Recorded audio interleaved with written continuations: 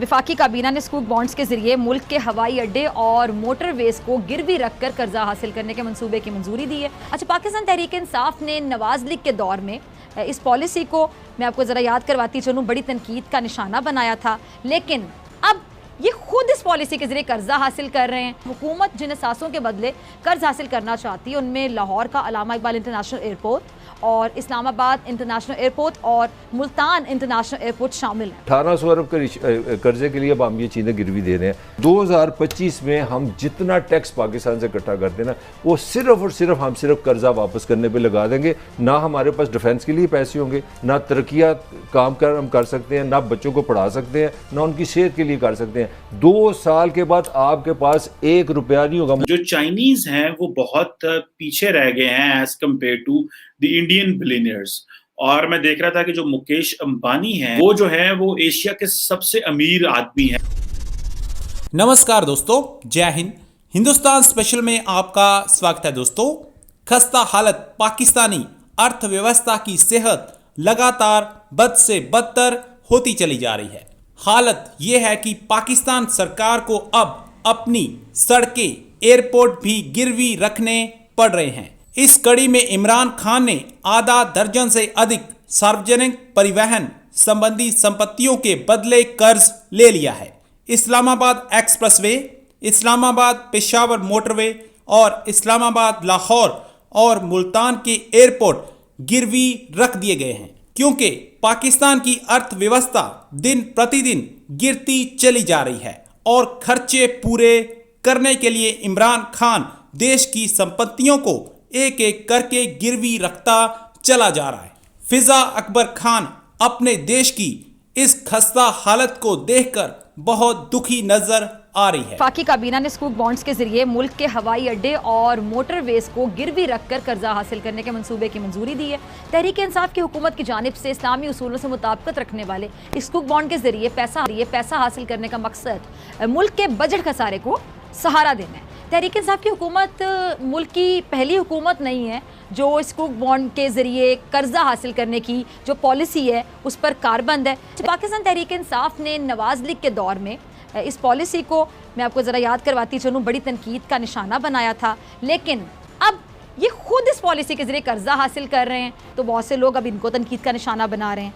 वजारत ख़जाना की जो दस्तावेज़ हैं उसके मुताबिक हुकूमत अगले माली साल में 1200 अरब रुपए, 3 अरब डॉलर इसके माली वसाइल दीगर ज़राए से हासिल करना चाहती है, जिसमें से एक ज़रिया स्कूक जारा जो बॉन्ड्स है इसकी मदद से रकम का हसूल शामिल है। और दस्तावेज़ के मुताबिक मजीद क्या कि हुकूमत जिन असासों के बदले कर्ज हासिल करना चाहती है उनमें लाहौर का अलामा इकबाल इंटरनेशनल एयरपोर्ट और इस्लामाबाद इंटरनेशनल एयरपोर्ट और मुल्तान इंटरनेशनल एयरपोर्ट शामिल है।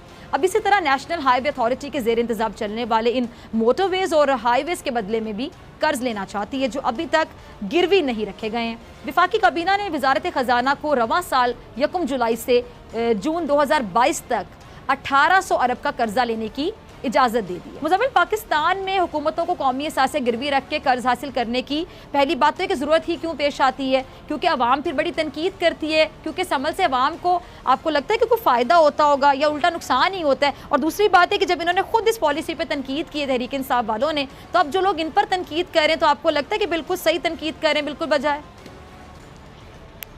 फिजा मैं आपको 2 मिसालें दूंगा और एक मिसाल थोड़ी सी 18 एंड अबव वाली है और एक बिल्कुल कॉमन वाली है, तो थोड़े हौसले से सुनिएगा 18 एंड अबव वाली, ठीक है ना। दोनों में फर्क क्या है? एक निकाह का फर्क है, ठीक है ना। हलाल और हराम में एक निकाह का फर्क है, ठीक है जी।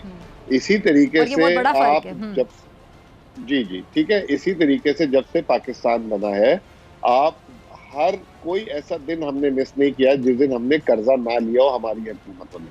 आगे चलते हैं। अच्छा, कर्जा लेना बाकी कोई बुरी बात नहीं है मुज़म्मिल, आपने भी कहा, लेकिन कर्जा लेने के बाद बात ये कि क्या मंसूबे लगाए जाते हैं। किसी का भी दौरा हुकूमत हो, पीपल्स पार्टी का दौरा आप याद कर लें, आप मुस्लिम लीग नून, अब या ये PTI, तो मुझे बताइएगा कि ये जो अभी मौजूदा हुकूमत के 3 साल पूरे हो रहे हैं, ये कौन सा बड़ा मंसूबा अब तक मुकम्मल इन्होंने किया?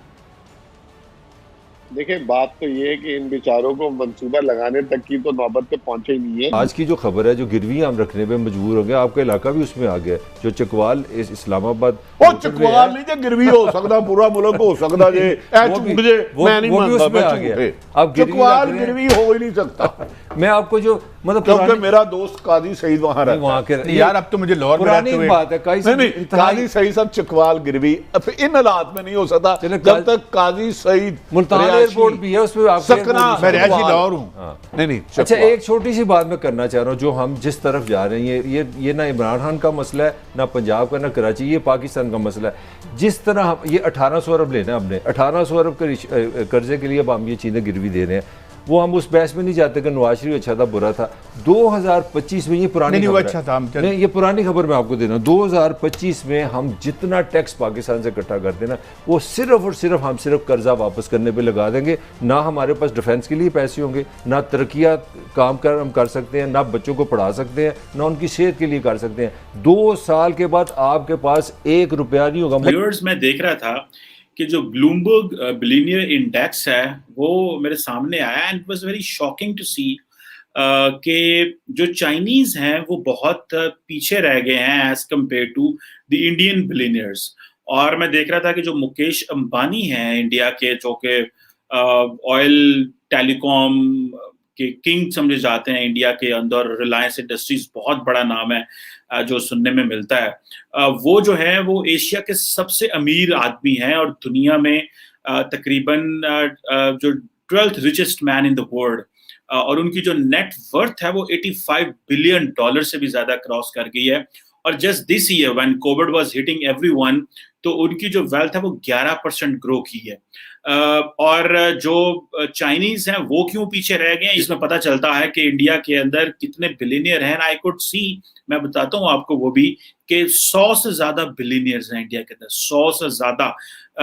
और ये एक बड़ी डेवलपिंग सिचुएशन है मेरे लिए, क्योंकि मैं समझता था कि इंडिया के लिए वेल्थ क्रिएशन वहां पे बहुत हो रही है, लेकिन वहां पे टॉप जो रिच लोग हैं उनकी परसेंटेज भी बढ़ रही है। ये कहा जा रहा है कि जो चीनी बिजनेसमैन हैं वो पीछे क्यों रह गए हैं, उसकी वजह यह है कि चीनियों के अगेंस्ट क्रैकडाउन किया है चाइनीज गवर्नमेंट ने।